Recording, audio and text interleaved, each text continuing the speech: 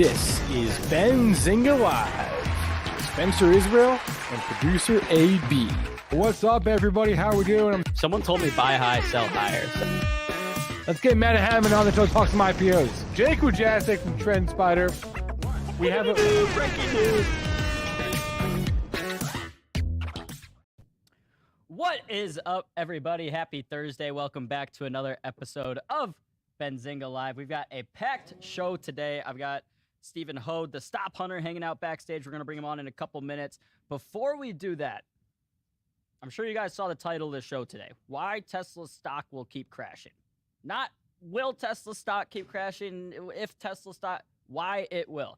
Before I keep going, this is not financial advice, so no one can come back and say, hey, Aaron, you said Tesla stock would keep falling, and now it didn't.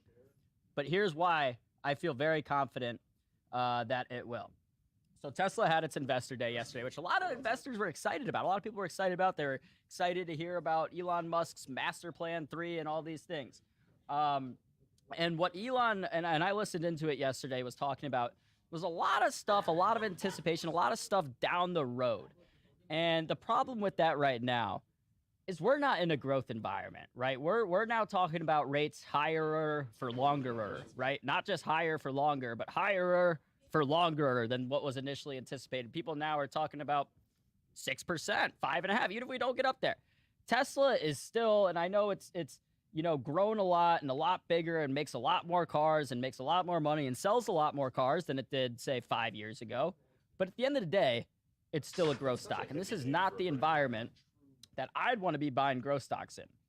And outside of that, outside of just the interest rates, well, on the topic of interest rates as well, the higher interest rates go up, the more expensive it becomes to get a car, to buy a brand new car, to buy a used car. So there's going to be less demand for Tesla cars as the interest rates rise. And Tesla's already dealing with demand problems. So you put those two compounding factors together, and then now all of a sudden people have less spending money, their car payments go up, whatever.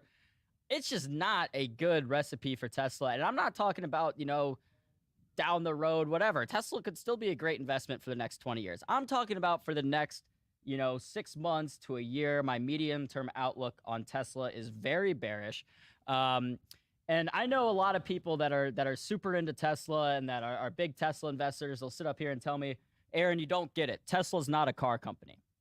But here's the thing. When I go through the company's financials and I look at where Tesla's revenue is coming from, and I don't know the number off the top of my head, but say 95% of the company's revenue is coming from cars, then it's a damn car company to me. And any consumer-facing, company that's selling products, I don't care if it's Apple, I don't care if it's Tesla selling cars, I don't care if it's Lululemon selling clothes.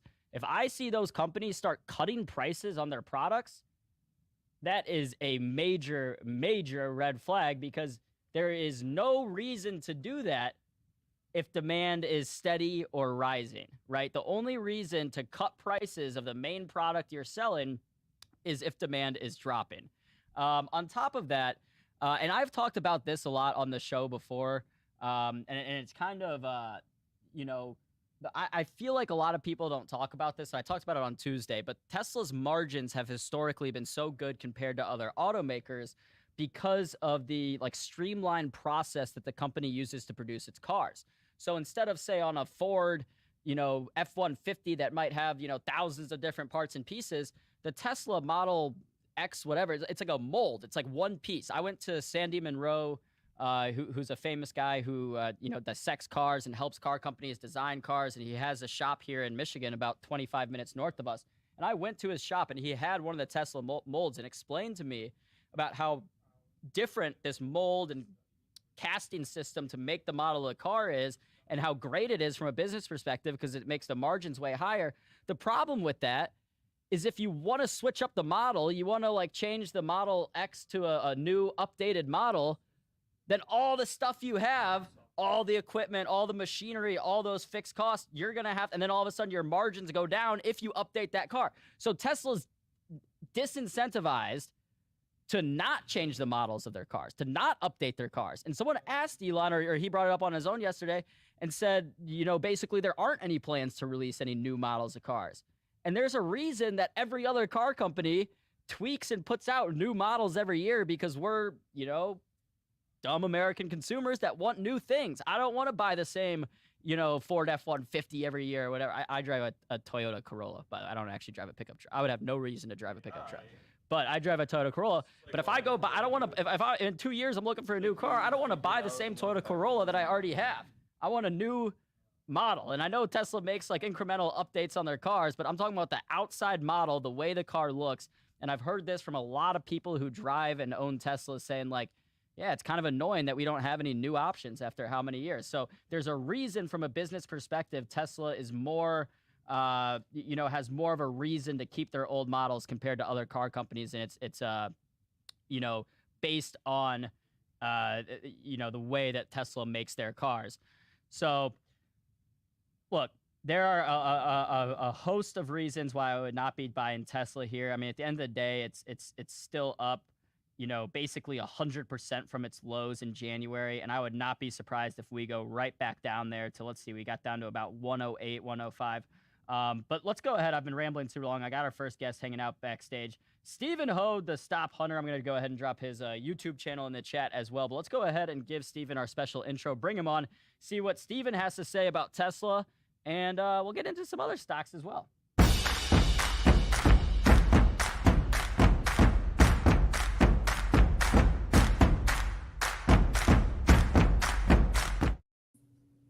Mr. Stephen, how are you doing today? Hello, very good, thank you. Yes, not bad. The weather's Awesome. shiny, sunny, and it's feeling a bit more spring-like over here today. So What's the temperature? Give me it in Celsius, and I'll try to guess it in Fahrenheit. 10, 11, something like that. All right, so it's about 48 degrees Fahrenheit. Yeah, that's good for this time of year. I have no clue. So, It sounds like it's blue skies, so there you go. Sounds like you're closer to being able to golf than I am here in Michigan. You can still see people ice skating behind me, although it is starting to get a little bit more spring-like here. All right, but I've set you up here nicely, Stephen, because I gave my view on the fundamentals of Tesla. Now I want you to take me through the technicals. So what say you, Stephen, about Tesla? Do you agree or disagree that you think the stock will continue to drop after its 6% drop, pre-market today? Well, I tend to agree with you there, Aaron. This was a chart. Now, I didn't create this for this show. Sent this out last week. Obviously, it updates in real time, the prices. But you can see in the top left, the title I put to it, Tesla, ouch, more pain to come. Oh, that's I should have done that for the title of this one. Yeah, there you go. But I tell you, before we even get into the technicals, over here, Tesla obviously expanded massively. They're probably one of the bigger electric or EV companies around producing that stuff. But they've got a huge amount of competition coming in from companies like BMW, Toyota, Porsche. But interestingly, we heard that Elon Musk was even coming out with a hydrogen car. Because over here, again, BMW have gone massive into hydrogen, Toyota, hydrogen. Porsche have even got some factory in Peru that's creating a whole new fuel type, creation to, fire their cars up. And they're going to probably maybe even use that in Formula One as a test fuel. So, and, we hear a lot about the environmental concerns of EV stocks as well these days. So I think the EV sector as a whole might be an interesting, squeeze sort of situation over the next year. But that's the other fundamentals we've heard. But on the terms of the chart, as you can see, the huge run up, and the purple line there is the one that interests me. There's a lot of price noise around 218, 220, and you can see it hit that Fibonacci line there. And then the last 2-3 weeks, it's been pulling back off after, like you said, that brilliant run up from really sort of late December. Pullback price 115 for me. That's this one here. I think you might say, well, it's going to slow down around 170 sort of zone down into here. And then if it breaks that, like I said, back to where we were December time, 115. And then after that, you're into going back to 2020 sort of time in this under 100 zone area. But looking at the trend, looking at the technicals, it all feels a bit weak still. Yeah, you've got that major support level that you got the arrow down at 75. I know a lot of investors and Elon Musk himself will be in some pain if it does end up getting down there. I don't think it necessarily will. I think probably around 100 I think is a good psychological level for Tesla, and that's where we saw it kind of bounce down to there last time, right around 100, and then bounce from there. So, but I mean, it is just interesting. You talk about in Europe the increase of different electric vehicles. I know Volkswagen has made a huge push, in different parts of Europe, and of course they make the Audis as well. And that's the thing that I think really, it almost snuck up on me. I remember a couple of years ago, my mom was looking for a new car, so I was going with her to shop, and we went to an Audi dealership, and they were showing us the Audi like e-tron fully electric SUV. And I at that time, I didn't even realize that all these like Audi, Mercedes, Lexus already had EVs hitting the market. And if you look at a lot of I don't think from Tesla, the company itself, but, obviously ARK has some crazy predictions and whatever. But when you look at some of like the analyst predictions, they're that like Tesla maintains or grows its current market share of electric vehicles, say like 50% of the electric vehicles on the road are going to be Tesla. And I don't foresee that, right? When everyone has all these different options, right? Some people out there already have brand affinities. They already like Mercedes, or they already like BMW, or they already like Lexus. So Tesla would need to, really do something to differentiate themselves. And just from this isn't a data point but from an anecdotal standpoint, our CEO and founder, Jason Raznick, he drove a Tesla for like 5 years, had a bunch of stock, loved the company, just switched it and got the brand new Mercedes electric car and says he likes it way more. And that's a guy who's like a Tesla bull and likes Tesla. So when I start hearing that, I start realizing, okay, there are other players in town, and it's not just Tesla's the only EV car maker anymore. Yeah, that's why I worry about stocks like Rivian and Lucid, stocks like that as well. They had a period of time where they had an open window of development, and now these big guys, the big auto manufacturers, we've seen it with GM and Ford as well, are catching back up. They've got some serious money behind them. Create, like you say, regular models. They can update. BMW send out a different change every 6 months, it seems, on a new model over here. BMW, I think, one of the biggest car sellers in the UK. And, they are taking back that Tesla share. So Tesla have got to keep on their toes to, keep performing. And like you say, if they're not changing the models, making them look sharp, breaking speed records, whatever, then I think they might struggle. Yep. All right, well, let's move on from Tesla real quick. I'm sure we'll get back to it later in the show. But let's. What else you got next up on the docket for us, Stephen? Yeah, sure. Yeah, I'm going to whiz you through a few charts. I'm going to start with China. Now, I've got you 3 of the main stock markets out in China. I just want to point out all 3 of them are pulling back over the last couple of months, all showing big signs of weakness. Now, the start of the year, they were looking quite positive. They were opening up the markets again. And then, we had more, I suppose, US-Chinese friction, especially Balloon Gate.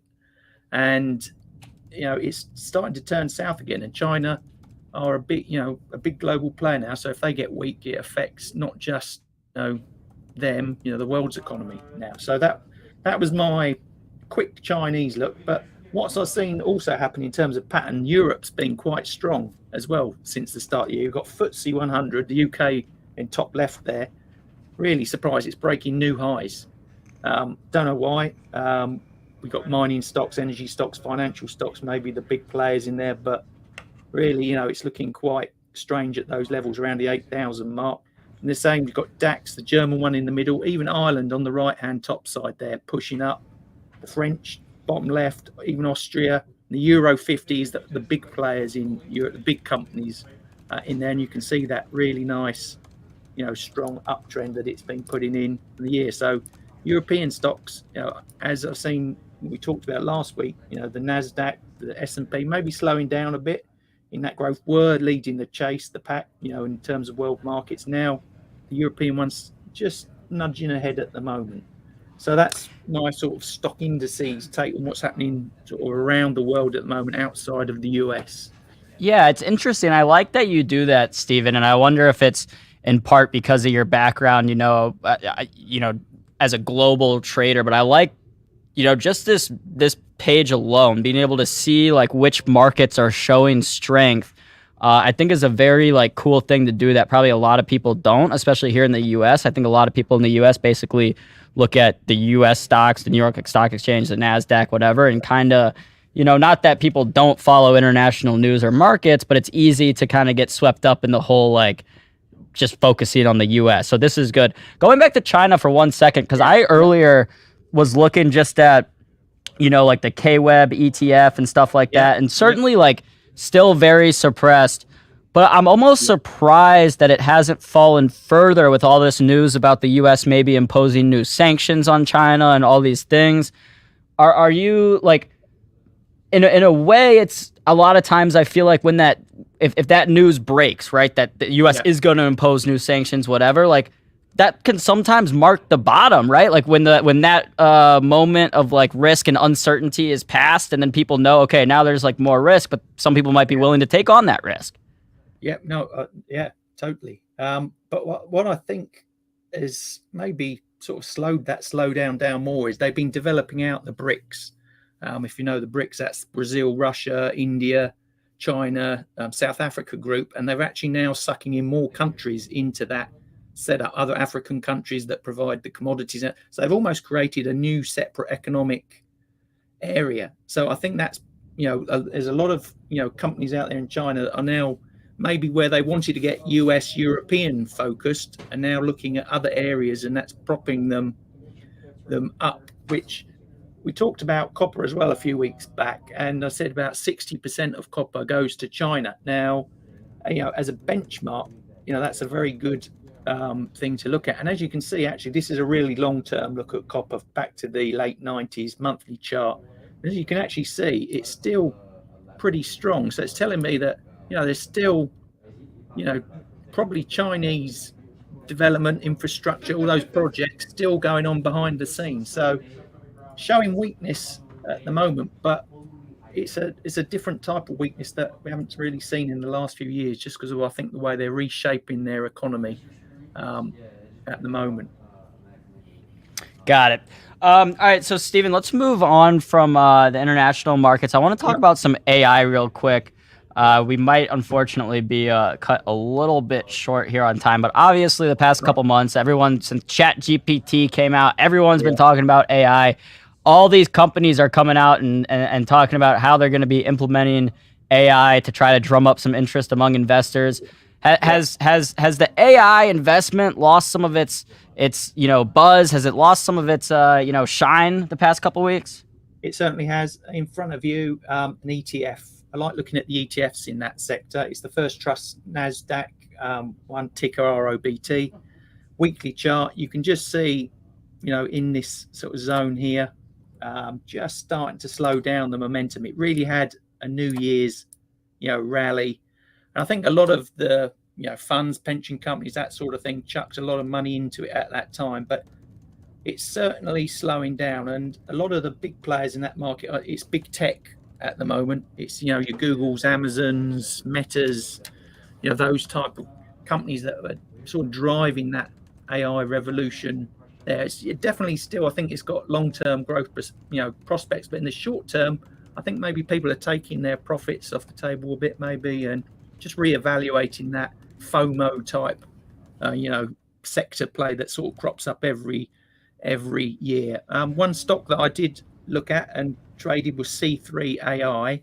I did a video right at the start of the year, actually, was timely, saying get into these stocks, and recommended a few, and C3 AI were one of them. What I like at least about C3 AI, and I don't know a lot about the company, but it's at least been around for a while, doing AI for a while. It's not one of these companies that's just coming out and saying, oh, hey, we're into AI now. It's in the freaking name. It's an AI company, C3 AI. They've been doing it for a while.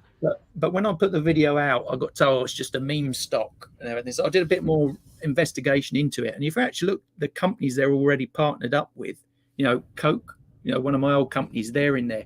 Aerospace defense, pharmaceutical companies, the companies they already work with are pretty substantial, government type stuff. And the chart on the left is the real long-term one. Yes, it hasn't been great over the long term since they've been public in 21. But on the right hand side, you can see that Christmas run up 204%, up to, here. And it's just, I think if, you've got some stock that's made you 204%, you're going to take a bit of money and reevaluate. You've got this support level coming in here that I'll be watching around about $20. And then hopefully, longer term, it's back up there. But yeah, AI is definitely, an interesting sector. But just at the moment, the shine, you can see from this ETF, a lot of price noise around this, well, if I can draw straight, that is, around this sort of $41 area on this ETF. You can see that it's bounced back down. So I think it's just hitting a headwind at the moment and taking stock. So a bit of shine maybe just left the table at the moment. Got it. And just to clarify for the audience, when you say C3I is working with Coke, you're talking about Coke Industries, not Coca-Cola, correct? Correct. Yeah. Sorry. Yeah. KOC. No, you're good. I just hear here in America, we hear Coke. We might think of two different things before we think of Coke Industries. I don't know how Coca-Cola could do an AI can of Coke, but well, I think I saw something that Coca-Cola, they're working with someone ChatGPT. I don't know. I'll do some research on that. But why can we transition, Stephen, real quick? I know we're running up on the clock here at noon Eastern, but can we do what do you got up for us here? Global Cannabis ETF. Cannabis. This is a sector that really is struggling at the moment. You can see this is another ETF, POTX, the ticker. Look at that huge fall, 93%. And I tried, for this, thing here to find some decent stocks to have a look at, and I could only really find 4: Scott's Miracle Grow, Altria, Jazz Pharmaceuticals, an Irish one, and Tilray Brands. The Scott's and the Tilray very popular with the hedge funds, but as you can see, performance-wise, still shocking. But the sector's supposed to grow 25% compound, to 2030. Thought the Biden weed reforms last year might, the legalization might kickstart stuff, but really it's, you look at that ETF and it's, I'm afraid not a nice looking, market to be in at the moment. Yeah, and I mean, there's a lot of questions in this industry, regulation wise, and something really interesting that I actually, learned from Kevin O'Leary from Shark Tank is him as like an institutional investor that's essentially investing with other people's money in his funds and stuff.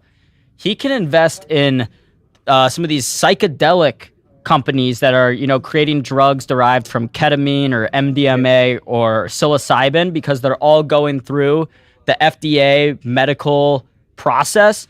Whereas the recreational cannabis companies are essentially all just sitting on their hands, waiting for the U.S. government to federally legalize it, all these things. So because marijuana is still federally illegal, he can't invest in those companies, but can invest in what I would consider these more, and I know that the drugs these medical companies are producing aren't the same as the ones that the drugs are derived from, but it still is funny to me essentially to hear him talk about the irony of being able to invest in like a ketamine company, but not a cannabis company. Yeah, totally. And the only one I could really find in that sort of frame was the Altria Group one and the top right, as one, but then it's a mixture of other stuff as well. So you're saying the only one that you could find that you like? Well, would be interested that combined, bit more than, maybe more of a pharmaceutical medical approach rather than outright, cannabis sales. Yeah. Distribution. Well, Altria, of course, has the, vape market too, and some cigarettes as well. And it's funny. Yeah. What do you, I mean, can you speak to any like trends that you see in Europe and the UK about like, do you see, are a lot of kids vaping? Are they still smoking cigarettes? Well, if I walk down my high street here, you can certainly get the whiff of cannabis here, but they're having the same problems legalization as in the US.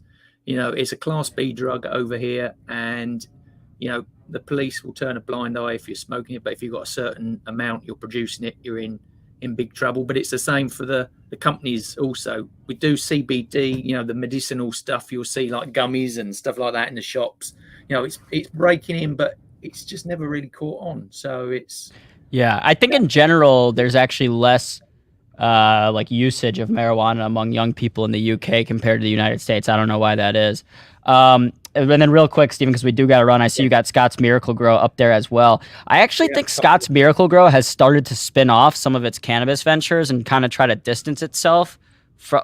I don't think completely, but I know it still has some brands under its umbrella that sells equipment to grow marijuana and stuff. But I read somewhere, I don't have it right in front of me, but I read somewhere that they were kind of trying to spin off and maybe market themselves less as a cannabis company to investors as they had in the past.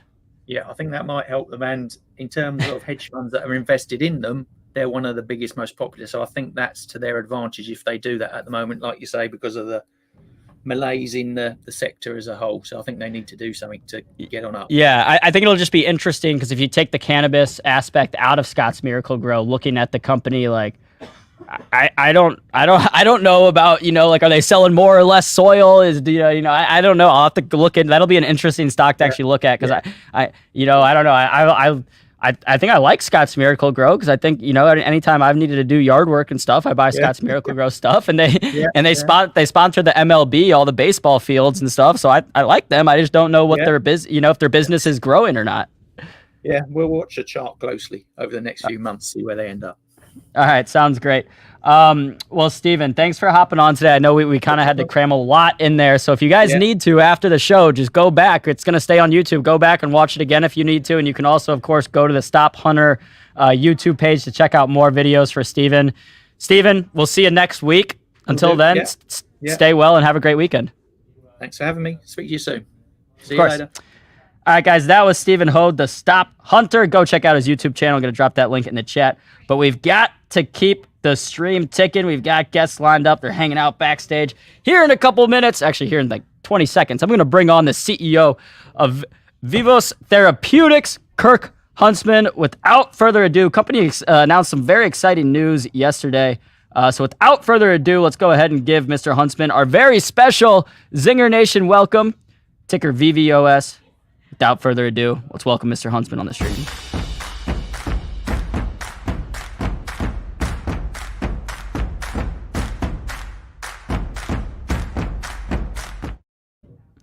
Mr. Huntsman, how are you doing? Hey, doing great. Thanks.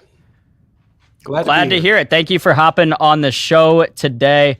So before we get started, do you want to just give a brief introduction to the company, what it is you guys do for maybe some of our audience who may not be familiar? Yeah, so we are a medical technology company based in Denver, Colorado, and we have a novel technology that actually works to resolve breathers, including obstructive sleep apnea. So what we have is we have a series of oral devices that can be worn that actually reposition and remodel the human airway. Oh man, you're the guy. I don't know if you're the guy I need to be talking. I need to be talking to someone from there because they're trying to get me to get my tonsils taken out because I'm having all these problems. And I'm like, I'm 25. I'm too old to be getting my tonsils out. I've heard that's not a fun surgery to get as an adult. It's horrible. It's horrible. And just to sort of demonstrate to your audience what our technology does, I've asked my team to queue up a little video that'll actually show you a 30-year-old male patient who has severe sleep apnea. This is him on the left. You see the volume of his airway at 13.2 cubic centimeters. And then after 14 months of wearing our oral appliance, you see the change. It's doubled the size or the volume of his airway and tripled the size. And so basically what's happening for people that have obstructive sleep apnea is for many of those people, they just don't have an adequate development of their jaws, and the jaws are positioned too far back and are not developed widely enough. What our devices do is they actually redevelop and reposition those jaws so that the airway itself just pops open. So a very small change in the position of the jaws creates a much larger airway, and this is, you can see it here. So this guy went from severe sleep apnea to no sleep apnea in a course of 14 months. And the key thing is that today, this case ended in 2018. So we're here 5 years later. He's walking around now with that airway on the right. No relapse, no retreatment required. It's a limited treatment duration. There's no pain associated with it. And it just has the potential to really solve the problem for a lot of people. And he doesn't have to deal with the machine, the loud machine, the mask, anything at all anymore? Yeah, so for patients that get a diagnosis of obstructive sleep apnea, and there's tens of millions, probably as many as 70 million people in the United States that have a breathing and sleep disorder. But those patients almost invariably, if they have a diagnosis for sleep apnea, the first line treatment modality is going to be a CPAP machine. And what we're saying to the market is, hey, look, there's an alternative to that. And maybe there's a need for a CPAP for a while, or maybe we actually co-treat with a CPAP, but eventually we can get patients off of their CPAP machines and allow them to breathe and sleep normally without any intervention. And that's the real breakthrough that we've got. So we're talking about 1 billion people worldwide with this condition and the ability to really impact on a global scale the health and wellness of so many people. I'm going to ask you a quick question before we get into the news announced yesterday. Do you have an explanation for like why people, maybe Americans specifically, why this problem is growing? Like, you would think breathing is something that we should do no problem, right? We do it every day. We do it without thinking. Why have Americans gotten worse at breathing over time to where, you know, these obstruction of airways is a problem and sleep apnea is becoming more and more common? Well, you know, that's a great question. And I can tell you that what we know is that since the onset of the Industrial Revolution, a little over a century ago, what we've seen in the population is a lack of full development. You know, if you go back in the fossil record, anthropologists go back in the fossil record 250, 300 years, and they don't find malocclusion. They don't find jaws that are retruded and back and that can't hold all 32 teeth. The jaws of our ancestors were larger, the airways were bigger, and it really is a condition that has plagued modern man. And so in our current state, where we don't have the same levels of breastfeeding or of early infants, and we don't have a hard food diet, the masticatory muscles that develop our jaws, which in turn develop our airway, have just simply gone neglected and underdeveloped. And so what we see now is a lot more patients that need orthodontic work, and a lot more patients who, right behind that orthodontic work, is the human airway, and it's smaller and it's not as patent as those of our ancestors. And so what's happened is that because of Western culture, modern society, we don't have the kind of diet, we don't have the hard masticatory pressures that develop strong, broad, wide jaws, and that tends to lead to a greater incidence of obstructive sleep apnea and other breathing conditions.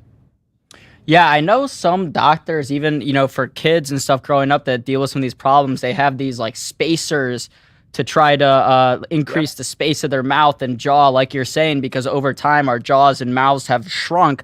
There's actually a great book I've read called Breathe by James Nestor. If I were you, which I'm not, you're way more successful than I am. If I were you, I would make that required reading by everyone at your company, because it's an incredible book, and he goes through all these things with breathing. And he himself, the journalist who wrote it, James Nestor, went through all these problems of sleep apnea, trouble breathing, and he kind of went through his own journey of figuring out, how can I fix this as an adult?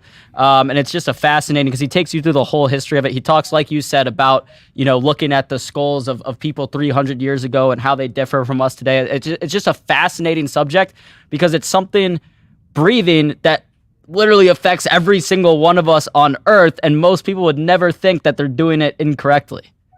Well, it's funny you should mention that, because you mentioned earlier the acquisition that we announced yesterday. Let's talk about it. Some of the principals in that firm are close friends of James Nestor and are actually mentioned in that book.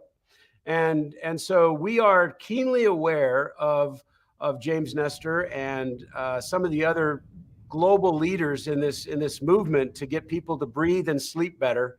And we are bringing these people together now. But the key aspect of that acquisition that we had is that we added to our portfolio of oral appliances, our intellectual property portfolio, with several patents that 3 of them had just been issued in the last, I think, 4 months. And so we had some brand new patent coverage that we were able to obtain. We think we got this suite of appliances with FDA clearances and patent protection at a real good value. The people that are there are really good people that are really helping to further the action. But these are clinicians and researcher type people. These are not people with a platform to bring something to market. And so the integration of that platform allows us to take another novel technology that is oral appliance delivered and actually has the ability to treat temporomandibular joint dysfunction, bruxism, other fatigue and headache, pain issues that are all associated with these breathing and sleep disorders like obstructive sleep apnea. So what we feel like we've done here is extend the scope and the presence of what we're able to do at different price points along the way. You know, to this point in time, Vivos has been highly dependent upon a single channel, and it's been primarily the dental profession. And as goes the dental profession, so goes Vivos in a lot of respects up to this point. And now what we've been able to do, or what we will be able to do with this new acquisition, is open up additional distribution channels in medicine, in chiropractic, in physical therapy, in nutritional areas. We have all kinds of new ways to access patients with breathing and sleep disorders with products now on a broader scale at various price points that can meet the needs of these patients where they're at. So we're no longer going to be solely bound to or held hostage by the ups and downs of a single profession. We're now going to be extended out into other professions with other clinicians that are working closely with dentists that will put these appliances in. But now we can meet the needs of patients wherever they are and at a variety of different price points with insurance-based products and other kinds of products that will meet the needs of these people. So it's a very, very important acquisition for the company here that we announced yesterday. Well, that's great. I mean, it's, you know, like you said, kind of expanding the product lines, getting, you know, able to get outside of just the dental world. And, you know more about breathing than 99% of people. You know, that's a big part of it in the mouth, but there are other parts as well. So this sounds like very exciting news for the company. Kirk, we got to run soon. Unfortunately, we've only got a couple minutes left. Is there anything else that investors can have to look forward to over, say, the next year or a couple years? Well, I think what's happened is that we have, over the last several months, we've stepped back and we have broadened our product line. We have expanded our technology base. We have extended out our reach into multiple professional channels. And what we're going to see is this technology is gaining, and we've also published some very important research. I showed you that little video. What we were able to demonstrate to the FDA that finally got our latest round of FDA clearances is that we now are seeing, we started out 6 or 7 years ago with about 15 to 20% of patients being able to get a complete resolution of their OSA, something nobody else in the world has ever done. But we actually have now got that percentage up in the latest data set. It's as high as 80%. And so we've now gone from 20% to in some cases, we can get 80% of the patients to completely resolve their OSA without any further intervention. So people that are wearing CPAPs for years and years have the opportunity, if they want, to titrate off of their CPAPs, or at least improve their tolerance level for the breathing that they have to go through in their CPAP. There's so many ways that we can impact this industry. And now what's happening is all the research and publications in the medical journals is catching up to what we've been saying for years. So it's a very exciting time. We're going to be the market leader by the time the dust settles. We'll be the market leader in this space. and it's a multi-billion-dollar space with lots of people suffering. So I would say, just for people that are out there, don't write us off yet. The stock is at an all-time low or near all-time lows. It's a great buy. We think we've got a huge future ahead of us. We've cut our cash burn. We're poised to go cash flow positive in the next 12 months. This is nothing but real upside for this company. We're very excited with where we are, where we're going. Yeah, like you said, it's an absolutely huge market, and unfortunately, it seems to be a market that's just going to continue growing as people's breathing deteriorates. And hey, at least we have companies and people like you, Kirk, that are out there trying to help us fix those problems. All right. Well, thank you very much. I appreciate you having us on your show. Yeah, thanks for hopping on. Looking forward to get you on next time you guys have a big update for us, and we'll get you back on the show. All right. Thank you very much. Of course. Take care, Kirk. All right, guys, that was Kirk Huntsman, the CEO of Vivos Therapeutics, ticker VVOS. If you want to go check it out, like I told Kirk, I've been having my own breathing problems. I might have to get my tonsils out. Not looking forward to it. So if I'm still having breathing problems after that, then I might be calling Kirk up to see what we can do about it. But guys, we got to keep the show ticking. We've got more guests hanging out backstage. I've got my man Rob Roy. He's coming prepared. He's coming with charts. So without further ado, let's give Mr. Rob Roy, our very special Zinger Nation intro, and see what Rob's been trading.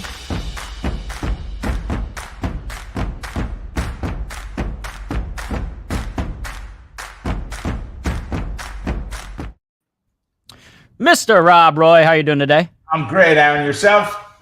Good. How's your breathing? Do you deal with any snoring or anything like that? No, not good. I'm good. My wife might say I snore once in a while, but I've never heard it, so I don't think I do. I've never heard myself snore either, but that doesn't mean I don't do it. All right. Well, Rob, I'm going to go ahead and pop your charts up on the screen. Tell me what we're looking at right now. First thing is SPX, Aaron. I mean, we've talked about this every time I've been on, for weeks. Is it just going to stay at 400 forever or 4,000 forever, Rob? No, I don't think so. I mean, we've got a couple of things we have to be focused on right now. So that 4,000 level, right, which was up here, right up in that area, was important. We broke through it, but if we back up and just look at what's happened in the last week or two, a little over a week, if you see where this pink line, 8 moving average crossed down through the 21, that was the first step in there. If you look at the lower highs and lower lows, they've just been setting up over and over again, including today, yet putting in another low.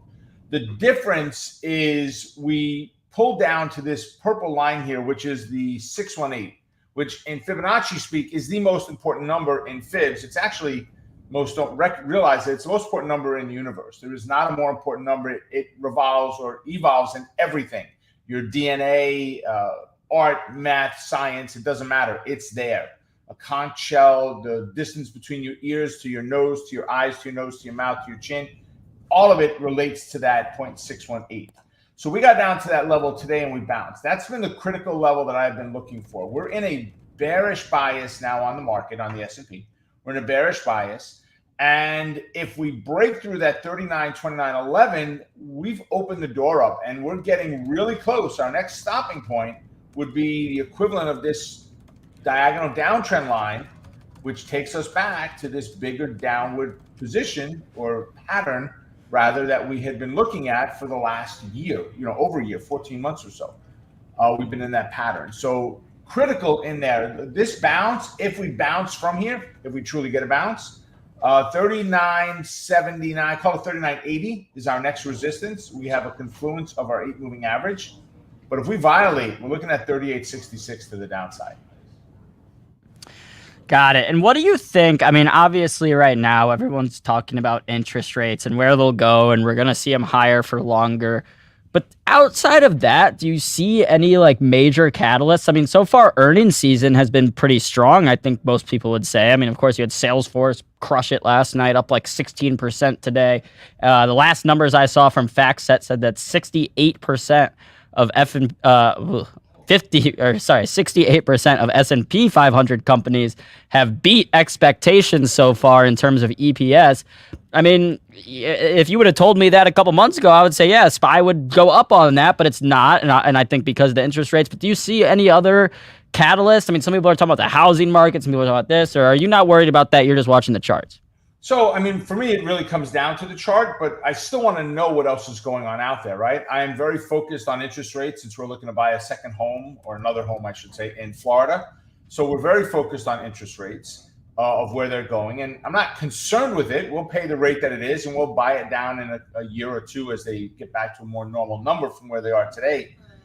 It's high, but it's only high now because we've had such low numbers for so long, unheard of low numbers for so long as far as interest rates go.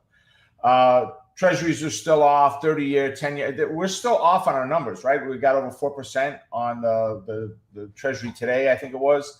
So I still want to know what's going on with it out there. But the housing market, I think, I think a lot of people are underestimating what's going to happen in housing. You know, there's a lot of different opinions of it. It's going to go down more. It's not going to go down more. People aren't going to suffer. They are going to suffer. We're watching a home in Florida that they dropped $78,000 on the price of the home and threw it into pre-foreclosure. So, and I think, and that's something I'm curious about with the housing market, because people talk about, you know, as interest rates rise, there's going to be, you know, huge drop in demand, housing prices are going to crash. And certainly we are seeing that, but also on the flip side, like you're saying, with the higher interest rates, the asking price goes down.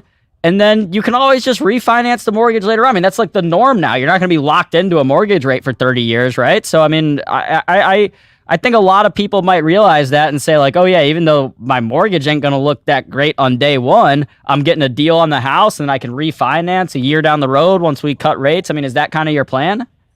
That's our plan for sure. Because my goal is to trade the mortgage away, to just pay for the mortgage through trading, right?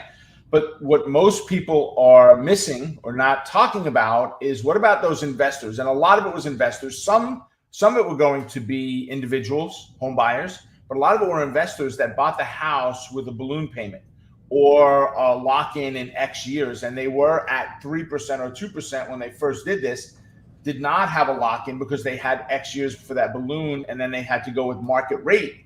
And now you're going at 6, 7%, they can't afford it. Right? You have places like Florida that just passed state law that says you must, if you are in a condo, that condo must, if they're more than 3 stories tall and whatever the other rules are, they must be fully funded for 10 years out of any kinds of concerns and problems. So if your roof is bad and they get an estimate done on that roof and there's only 3 years left, that homeowner, that condo owner is going to get a special assessment for 70%, their share of 70% of that, because they got to have 10 years worth in there. And you're talking about massive increases. So take that on top of individuals that lose a job with unemployment potential concerns there. If individuals start losing jobs, I think you're looking at a lot of foreclosures potentially. And you may have some less in senior areas, you know, of Florida as an example, but I think you're going to see a lot of it hit home hard with all of these different pieces of the housing market. Yeah, I mean, it'll definitely be an interesting part of this to watch, because I think the housing, I mean, that people talk about the, Fed having a dual mandate between unemployment and inflation. But you got to think they're watching the housing market a little bit too, to the point where, like, if the housing market absolutely starts crashing, the Fed's not going to say like, oh, well, that's not part of our one of our mandates. We're not going to care about that, because most Americans have a lot of their wealth baked in, or equity baked into the value of their home. So if that crashes 50%, that's a big deal for a lot of Americans. So Rob, let's get into some individual names. What have you been trading?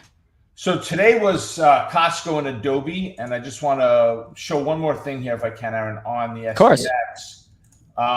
There's a pattern, right? And I want you to go back to grade school, and y'all are going to recognize this, right? I'm sure I'm not going to draw very nicely, though. You've got a lowercase h in there, right? There's an H pattern that sets up on Fibonacci. It doesn't look like that. It more tends to look like this. And someone will say, well, Rob, that's an ugly H. I'm going to tell you that's the prettiest letter in the alphabet. That's how mine looked when I learned how to write in exactly right kindergarten. We have an upside down H forming right now, and the way this forms is a pullback to either the 50 percentile or the 618. And the 618 is really where we want it.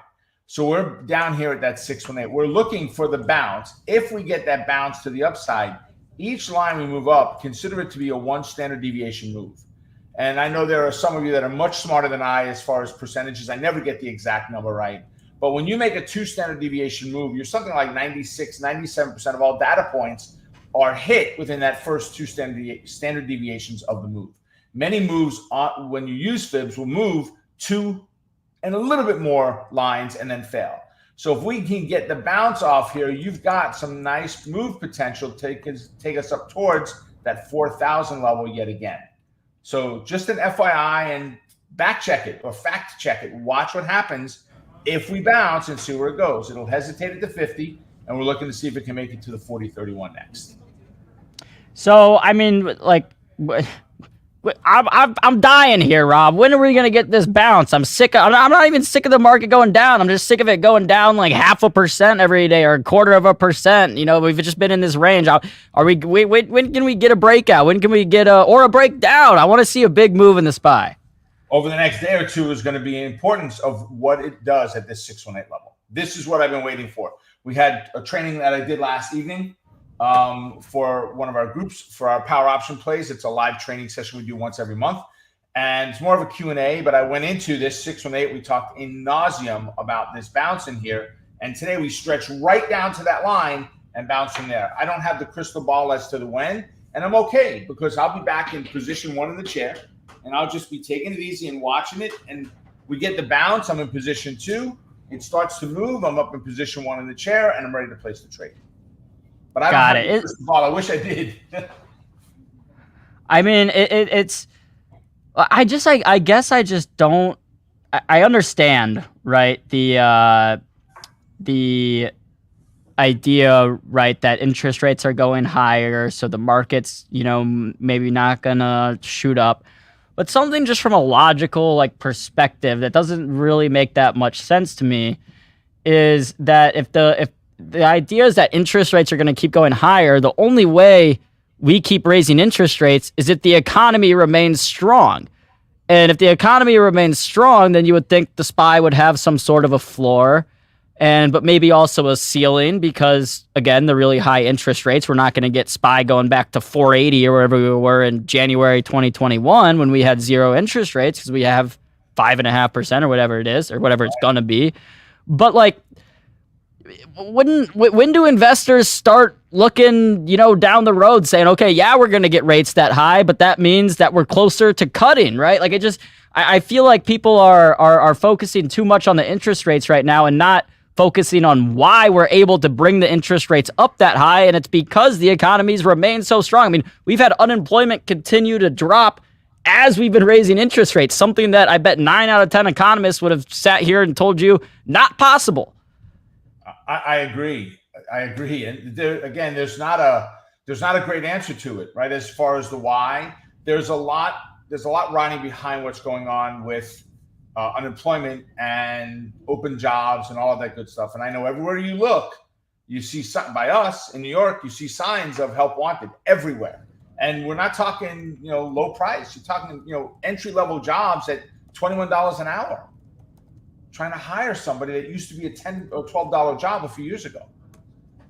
So yeah, I mean, to me, again, it's just something that it's like the more we jack up interest rates, the closer we are to finally hitting that equilibrium point to where you do see unemployment start rising again, and that's where we're gonna start getting closer to cutting. Like basically, I'm not even that worried about it, Rob, because, and I know you're not, because you're sitting back in position 1 of your chair, you know, doing your spreads and everything, and I'm not worried about it because if SPY keeps going lower, guess what? I'm just adding it to my long-term portfolios, my retirement accounts at a lower price. And I have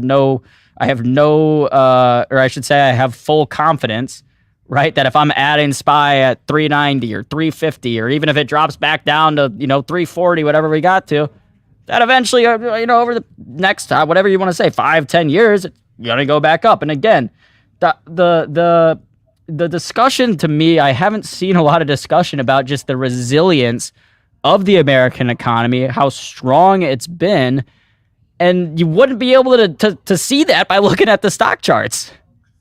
Right. there's someone that I know, we call him the economist, right? Someone that's in my mastermind group that I am part of, one of them. And his answer is, listen, if you're a long-term investor and you're looking at companies like Google under $100 and Apple where it is and Tesla where it was, said, and you're long-term, do you really think Google stays under 100 forever? Or do you think 2 years from now, Google goes back up into that $100, $150, $200 range? He said, if you're a buyer long-term, then buy. Find the balance point, buy. And if it goes back down, exactly what you said, Aaron, I do the same thing. If I buy it and it makes a little move up and then it fails again, it finds support, I buy it again, right? On key stocks that I want to own. Investments, Warren Buffett model. If you're going to own it for a day, be willing to hold it for 10 years. Yeah, and that's what we talked about this, I believe, a couple, a week or two, or I don't know when it was, but when Google went down like 12% or in 2 or 3 days, because everyone was like, oh my God, they're so far behind in AI. And it's like, we are in the very, very, very, very early stages of AI. Google's a massive technology company.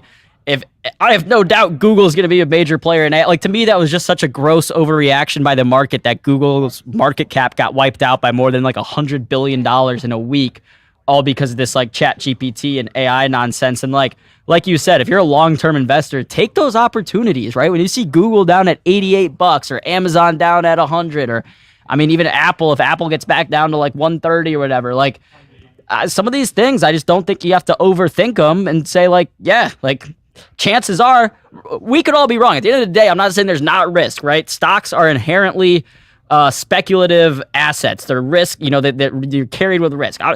Apple could never get back to its all-time highs. That's a possibility. But I feel very, very strongly, very confident that it will eventually get back to those all-time highs and even surpass those. So, I mean, just from a risk-reward standpoint, to me, it makes a lot of sense to be adding, again, and I'm talking about long-term now. I'm not talking about trading a swing trade over the next month or so. I'm talking about long-term. It seems to me like it's a pretty, it's as much of a no-brainer as you're going to find in the stock market. I agree. Everybody looks back to 2008 and said, oh, had I only bought XYZ stock then, right? It's not going to be any different this time. People are going to look back and say, man, I should have bought it back then. And if you're an investor and that's what you're looking for, that long-term hold, then do it. But if you're an investor, make sure you're looking at stocks that you can write covered calls on and generate premium from. Stocks that are paying dividends out. So you've got another cash flow generator for you as well. Those are important factors, particularly the covered calls where you rent your stocks out. Yep, 100%. And we'll get more into that next time you're on, Rob, just to do another brief review of your strategy, because I know most people in the audience have heard you explain what you do and what you're doing with spreads, but there may be some people out there that haven't. Also, I don't know if I got to give you credit for this or if it's me, because I was complaining about that we haven't had any big moves, but I am looking at SPY on like a 2-minute chart, and it looks like I've tried to break out a little bit over the past few minutes, just since you've been on the show, Rob. So it's me.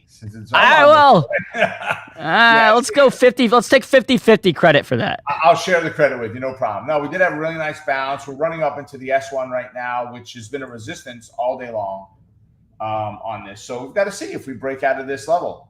That's the key. Close above, retest, bounce, and there's your entry right there. And the pivot point on this is 291.76. That's my resistance. He's getting serious when he puts his glasses on. All right, well, Rob, we've only got 1 minute left. So if you've got a single name stock you want to show me the chart of, or anything you've been trading that you're really interested, now's your chance. 1 minute. All right, so Home Depot. What's that? I'm just kidding. So they closed up, or they were right before we started the show here that I got on. They were right around that 289.5 level. Guys, wherever we close here today, you've got the opportunity, if it moves up to that 297.20, if it moves down at 277.50, there's plenty of room in either direction. This is called a switchback trade, where you don't have to pick a singular direction and overnight it moves and you're stuck and you can't trade it any longer. This gives you the opportunity to trade it in both directions. So go ahead and check out companies like that and that are sitting near key levels. And Home Depot is one of my favorite ones for now, because I've got a clear path to support. To resistance on the upside, and if it fails, I've got a clear path to the support on the downside.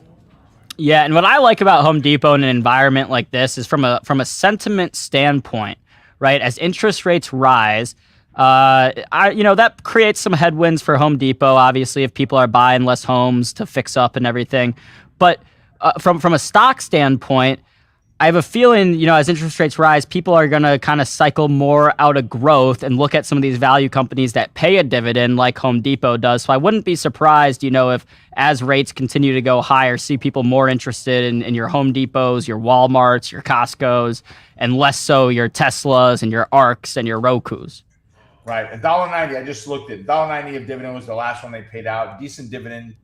Yeah, it's not something crazy. You're not going to get rich off of it, but people I'd rather get paid a dividend than no dividend, especially in an environment where growth ain't growing. Correct. I agree. I agree very much. All right. Well, Rob, thanks again for hopping on. Sorry again, we got constrained on time today, but we'll get you back on next Thursday. Till then, have a great weekend and hope all is well. Good luck on the Florida house, by the way. I think you're the first guy ever from New Jersey to buy a second home in Florida. New York. Come on. Oh, you're in New York, not New Jersey. Either way, same thing. New York, New Jersey. There's not okay. It seems like is that a requirement to live in New York? You got to have a house in Florida too. I think you have to have lived in New York to buy a house in Florida. I think it is a rule that DeSantis wrote in now.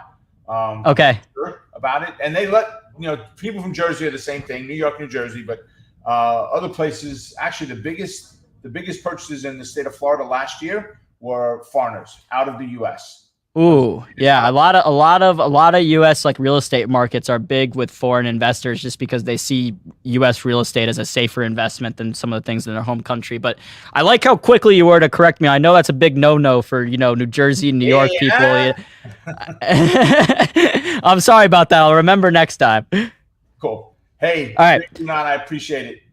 Of course, Rob. We'll talk soon. All right, take care. All right, y'all. That was Rob Roy, Wealthbuilders HQ. Going to go ahead and drop that link in the chat. Always great chatting with Rob. I mean, look, you guys know I trade some options and I do some things, but Rob's on another level with his spreads and stuff. Like that's what I aspire to do one day. There's a couple problems with me trying to do that right now. I don't think I have enough capital, like in just a trading account, to really make a meaningful amount of money trading spreads, which is why I'm more, err to the side of just buying naked calls or puts. And the other thing too is I could be way wrong on this because I don't know how much time Rob really spends monitoring the trades once he puts them on, but I don't have enough time during the actual day to be like trading like that. So it's easier for me to just say like, oh, I'm going to spend a couple $100 and make a bet that SPY goes up between today and tomorrow, and I don't even look at it. If it goes up, then I made some money. If it doesn't, then I don't. And I only do that, again, I've said this a million times, in that options account, I only do that with money I wouldn't mind losing because I'm essentially gambling with it. Completely different from my investment account, which is where 99% of my money is, and then like 1% is in my Robinhood account that I YOLO trade options on. Speaking of YOLO trading options, I bought some SPY calls that were up like 30%, and now they're back down because SPY rolled over. But anyway, that's enough of me blabbering about my trades. We've got our next guest hanging out backstage, a first-time guest of Benzinga Live, but not a first-time guest with Benzinga. Our next guest is very familiar with us, has been at some of our events and other streams before. I'm very excited to welcome Barbara Friedberg on Benzinga Live for the first time. So let's go ahead and give Barbara our very special Zinger Nation welcome and smash the like as well.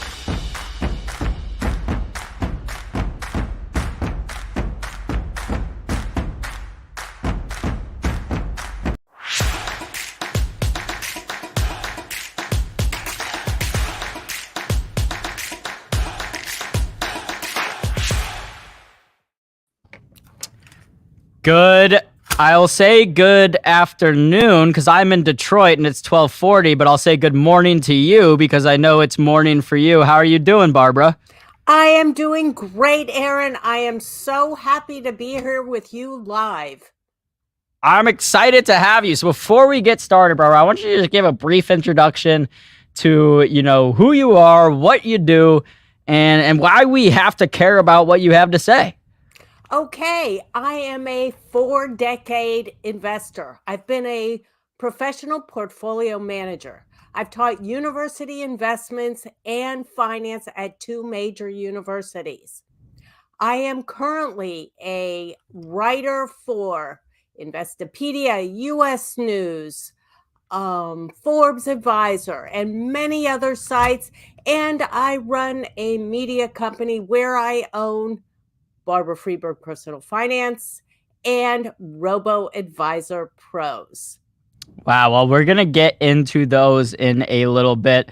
And I mean, more accolades, accomplishments, and experience than I can dream of having.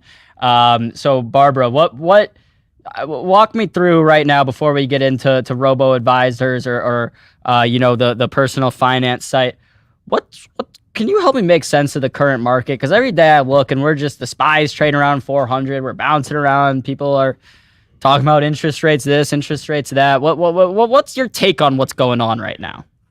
Okay, I'm going to tell it to you straight. A lot of your straight up. I don't want any fluff. You don't need to. You can tell it to me straight up. I can handle it. I can handle the truth. Okay, good. And I don't want your listeners to tune out because you're not going to like some of the stuff that I'm saying. Okay, so just buckle up, get ready. I have been through the terror of the 70s with interest rates up to 13, mortgage rates up to 13%. Yes, I was selling real estate at that time, actually. I have been through Black Monday. I have been through the crash of 2008, the busting of the dot-com bubble. So what is my advice for you? Look, don't worry about all the, the ups and downs, the hubbub, the war, the high interest rates, which incidentally, if you have any cash at all, you should be heralding the high interest rates because finally your cash and your bonds can earn a little bit of return to balance out your volatile stock investments. So just take a deep breath. Don't freak out about, every blip on every little chart. Well, I hear you. I don't disagree with you, but the one thing I gotta say is cash and bonds are just so boring to me, Barbara. I don't want to be in cash or bonds. I know. That's why I said everyone's gonna hate me. Because look, I don't care if you're 30 or you are 70. If you want to have all your money at risk, that's fine. If you can afford a 20, 30, 40% drop in your portfolio, and you're fine with that. If you're cool, you're not going to sell at the bottom. I'm with you, Aaron. Don't have cash or bonds. So, and that's what I'm, like you said, you've been through a lot of these cycles before. Something I found kind of interesting, funny, almost, I don't know, whatever you want to call it, whatever word you want to call it. When we started raising rates to deal with inflation, right, it was essentially a no-brainer, right? The Fed had to, but you still had critics saying the Fed's going to engineer us into a recession, all these things.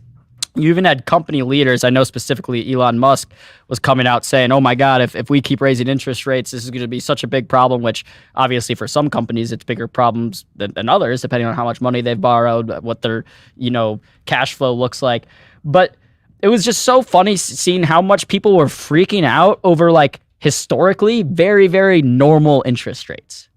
You're a smart guy, Aaron. I've got to give it to you. I wouldn't go that far. I wouldn't go that far, Barbara. I've tricked everyone here into letting me come into the office and get paid to be on this show, but I wouldn't go that far. Well, we'll put our secret. But okay. Hey, you guys out there, do you know what the historical rate for bonds is over, 100 years? The average bond rate is 5%. I was going to guess 4.5, so I was going to be pretty close. Okay, see, I told you were smart. So, are interest rates crazy high? No, they are not. But if you're 20 and you've been investing, for a minute, then you think we're in the stratosphere. We are not. Yeah, and that's what I think, to me, if I see a CEO or someone of a company that I'm invested in complaining about these interest rates, I'm like, all right, that's a big red flag. Like, what do you mean you can't handle 4%? You know, like if it gets up to 6.5, 7, whatever, and then now you're having a problem. Okay, I understand that, but if you can't withstand 4% or a few percentage like hikes, then that's a big problem for a company. But of course, you know, I mean, these companies like Tesla that grew a lot in a zero interest rate environment were incentivized to do so. And it kind of, if you were making money, stupid not to borrow and grow more in that environment. So I get it on both sides, but it's you know, interesting, I guess, to say the least, to see how many, I mean, even you had Professor Siegel going on CNBC saying all this stuff. And I mean, I think a lot of economists have been surprised, shocked even, that how the economy has held up, how unemployment has you know, reacted to these interest rates, and so far to me, it's like, all right, we're good. Our economy's been doing well. You know, our inflation's starting to come down. Let's, you know, as long as things keep ticking, like, we're fine. Well, and if you're a fundamental investor, which means you actually look at what's going on in the company, what are the sales, what are the earnings, what are the margins, what are the price earnings ratio, price to sales, price to book. If you look at all that stuff, then you're going to find the companies that actually have some product, some growth, some future prospects that are not leveraged to the hilt that will ultimately perform. I have stocks in my portfolio. And just as an aside, I'm pretty much an index fund investor now. Even though I used to be a stock picker, I have stocks in my portfolio that I have held for at least a decade that have increased 5, 8 times. And these are names, you know, things like Stryker, like Lowe's, Pfizer I just bought when, you know, during the pandemic. But they've got the metrics. They pay a dividend. They're going to make me money for the long term. If you're trading in the apps and you're looking at sentiment and using that as a guide to trade, have fun for a rocky road. Right. That's what's funny when people look at sentiment, because it's like price determines sentiment, right? If the SPY crashes 10% from here, people are going to get a lot more bearish. And if it goes up 10%, people are going to get a lot more bullish. So it's like, why look at sentiment when you can just look at price and then you know where sentiment's going to be going? But Barbara, I want to get into the robo-advisors. Before I bring up the page and we talk specifically about yours, what is, you know, a robo-advisor? It sounds, you know, it sounds like I'm going to walk into a you know, like office and some robot's going to tell me what stocks to buy. Is that what's going on? Yeah, exactly. You just go into a room, bunch of robots, and there you go. Well, yeah, you know, today technology is king, blah, blah, blah. It's simply a computer algorithm that helps determine an investment portfolio that will give you the greatest return for your risk level. And if any of you are older than, you know, 20 years, if you're an investment student, then you know Harry Markowitz. He's an investment great, and most of the robo-advisors are built. Hey, that's my site, looking good. There we go. And look, I didn't even have to ask you. You've got it right here. What is a robo-advisor? Shoot. Yeah, right. We gotta save ourselves some time. Yeah. Most of the robo-advisors are built on his research, which has been proven over and over. Everybody says there's a whole ton of ways to invest, and realistically there are. But when it gets down to it, the last analysis is it is very difficult to beat market returns. And the majority of robo-advisors capitalize on that by investing your money in a diversified portfolio of index funds and give you a market return for your asset allocation. Yeah, that's amazing. I mean, it's amazing how, you know, I'm sure you've seen throughout your career how technology impacts certain areas of finance and trading specifically. Have you seen just in the past couple months any like uptick in interest of robo-advisors with the whole resurgence of AI and everything? You know, I haven't studied that, so I'm not going to weigh in on it. Okay, that's a very smart answer. I love that. Well, so Barbara, can we talk us for a second about like maybe who a robo advisor would be for and maybe who it might not be for?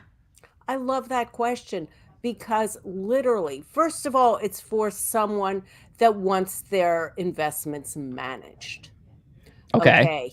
So if you want to DIY all of your investing, although there is one robo advisor that kind of combines DIY investing and managed investing, and that is M1 Finance. But in general, most robo advisors provide investment management.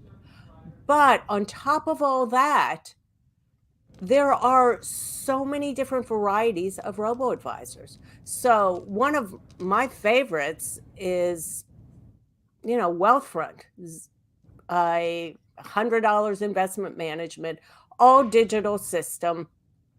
And they pick the stocks for you. I mean, they pick the funds for you based on a quiz that you take. Their fees are very low. And then you can also add in your own ETFs. You can even open a stock account as well.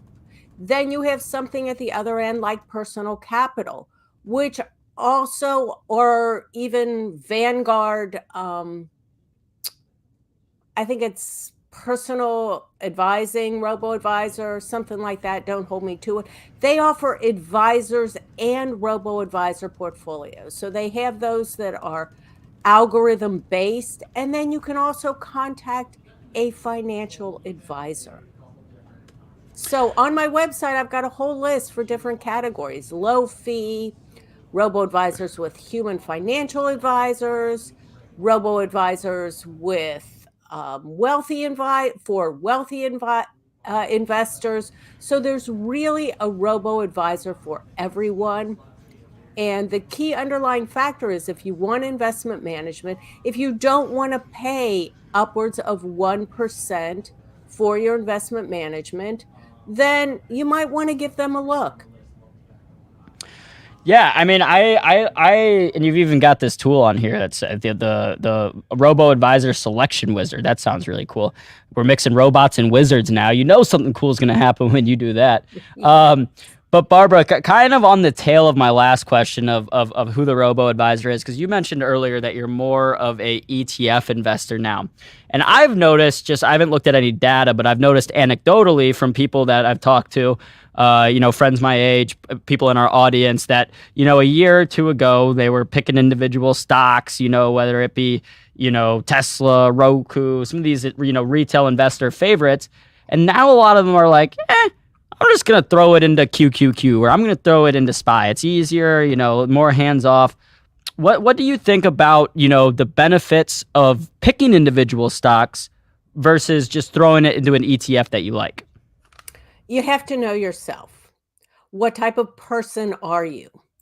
Are you someone that really loves the process of stock trading, of stock investing, of stock research, that sort of thing? And if you are, well, then you're going to want to possibly invest in individual stocks.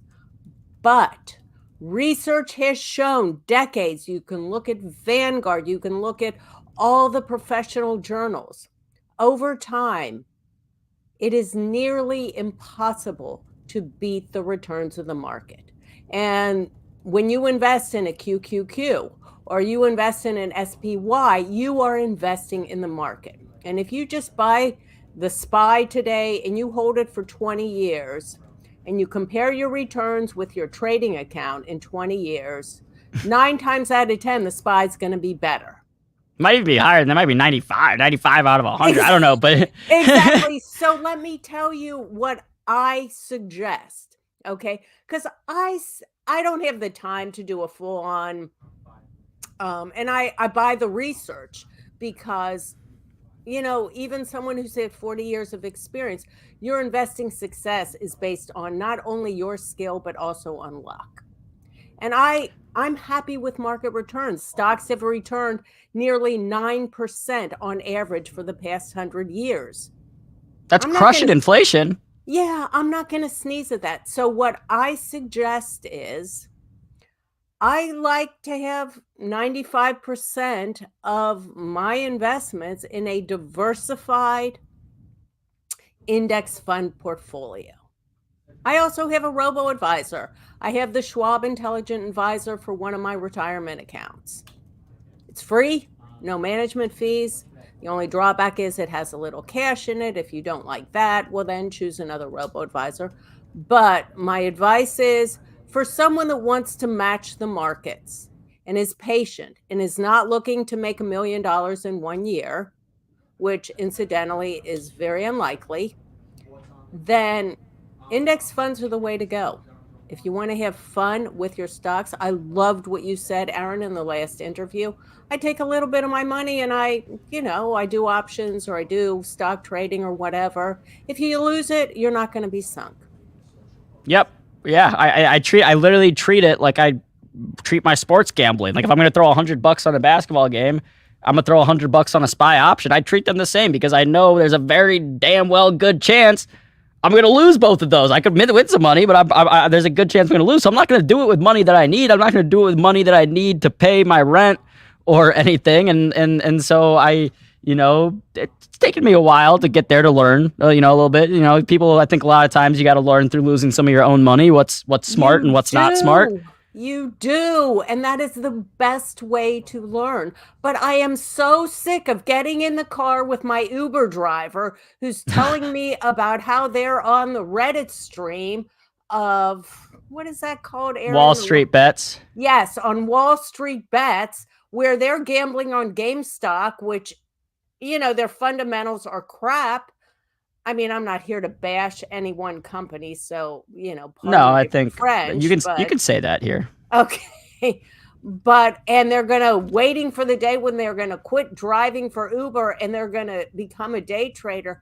Come on, look at reality. Yeah, some people do it and they are successful, but how many people have been a day trader, a stock picker, an active trader, and made a lot of money consistently over many years?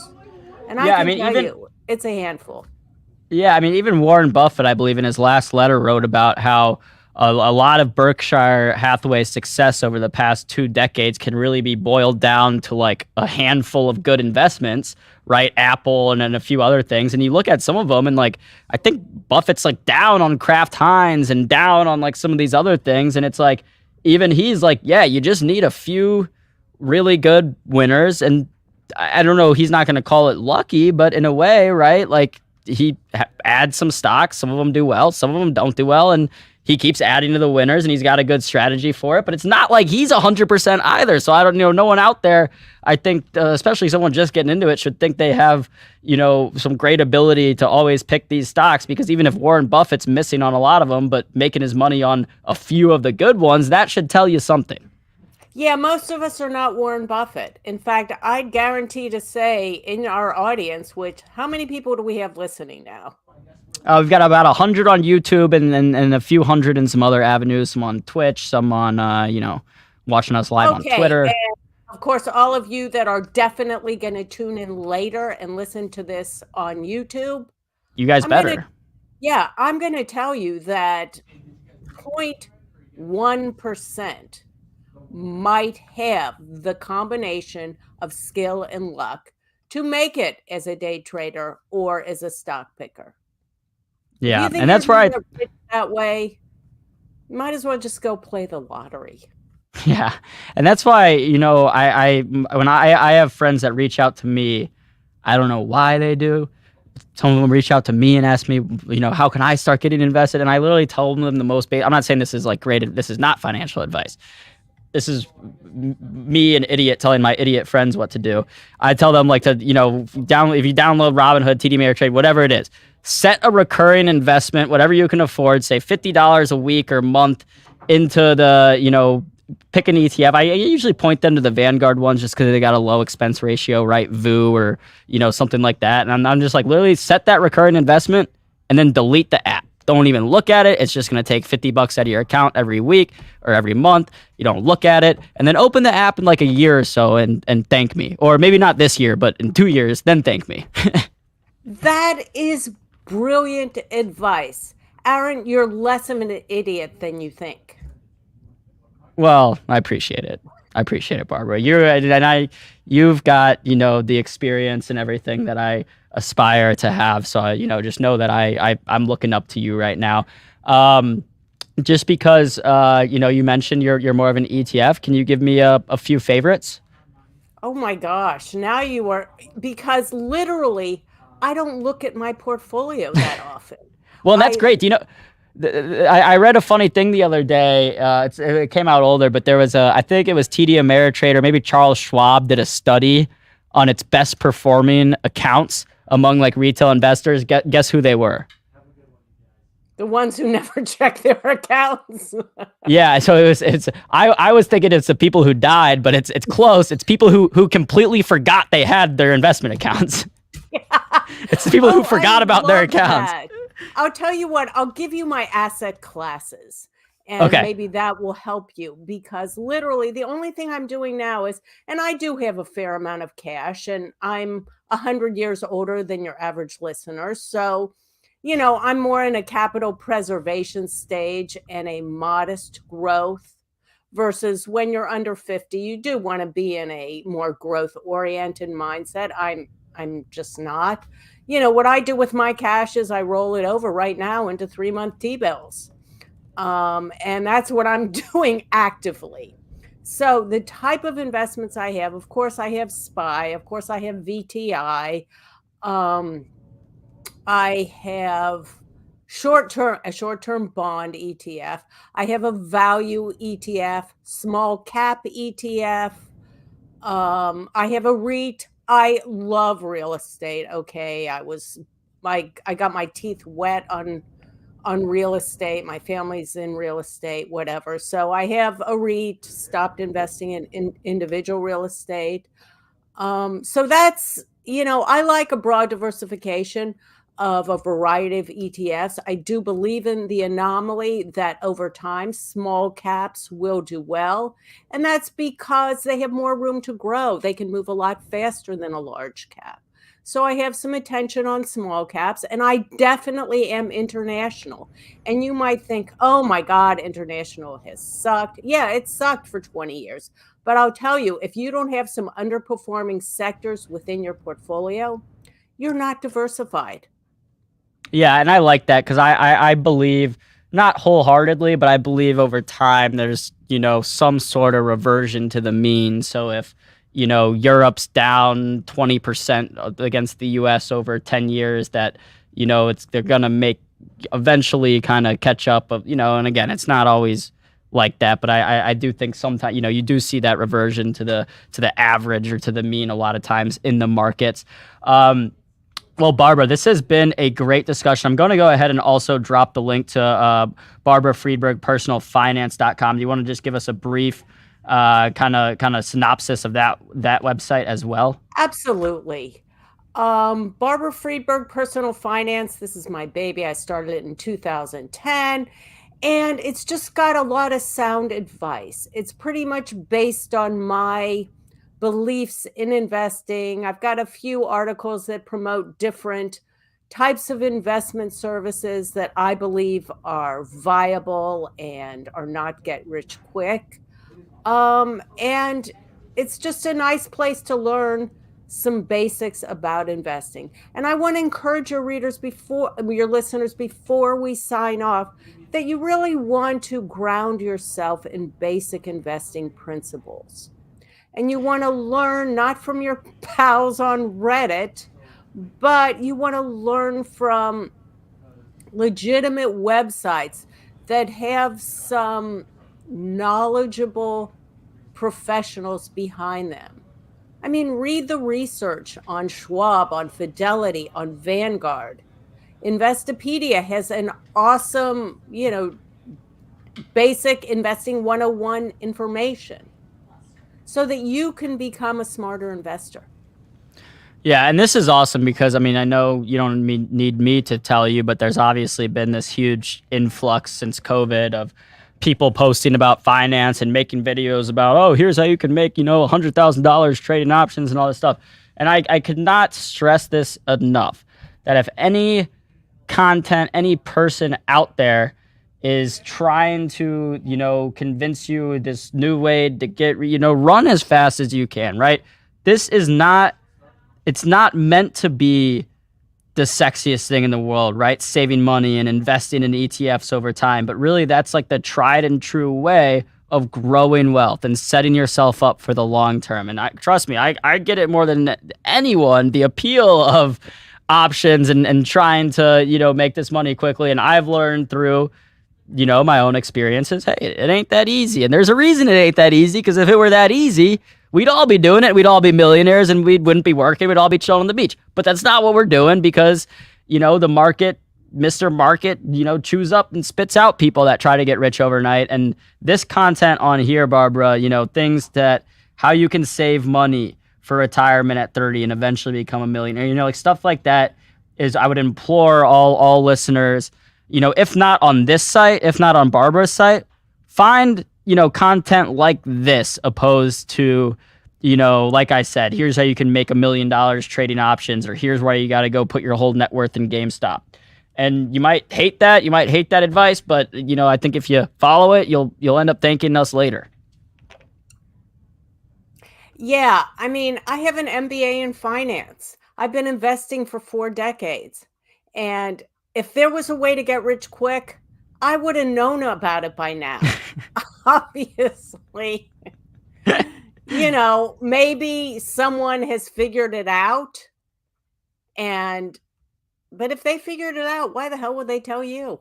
Right, exactly. I mean, Jim Simons comes to mind. He figured something out and he made a lot of money. But outside of that, you know, there's a few guys. But anyway, I mean, for people out there, you know, check out the website, Barbara Friedberg Personal Finance.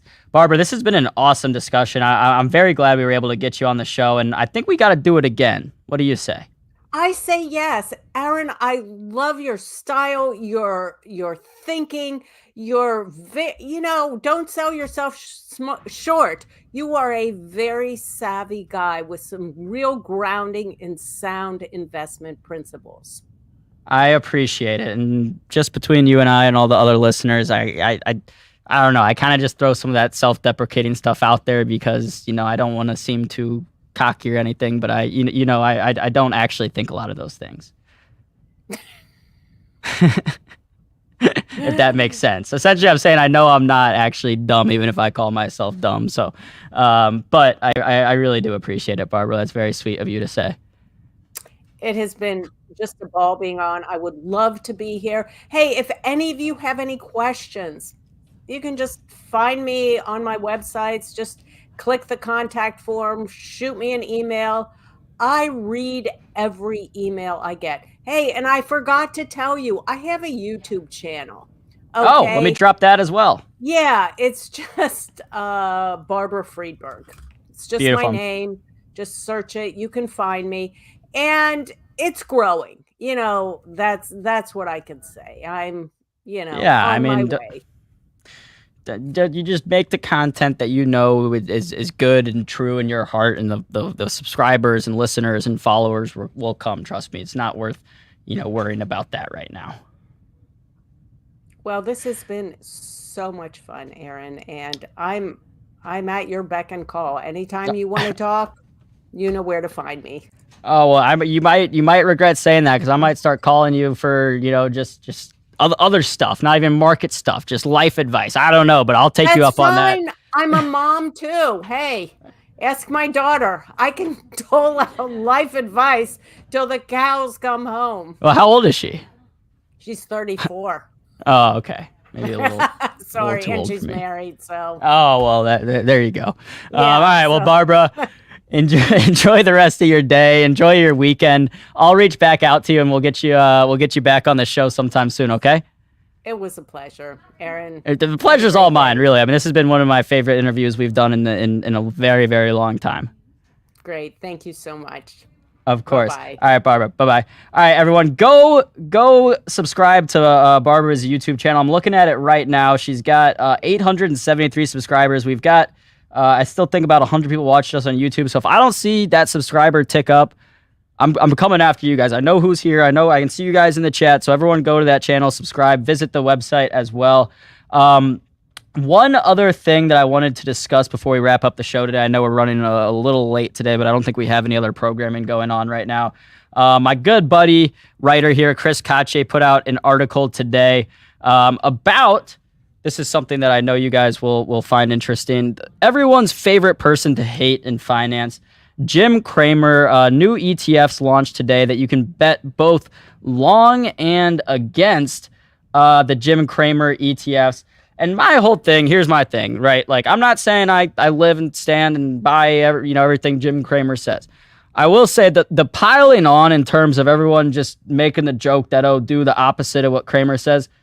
Look, dude's been doing this a long time. He knows, more about investing than a lot of us. And he's on TV every single day talking about stocks. So if you're on TV every single day talking about stocks, of course you're going to be wrong about some of them. Of course. And people that cherry pick, the ones he's wrong about, they don't talk about, that he was calling out Nvidia at, so-and-so price, or Apple at so-and-so price. So I assume that with these two ETFs coming from Tuttle Capital, again, you have the inverse Cramer ETF. That's the one that you would buy if you wanted to bet against Cramer.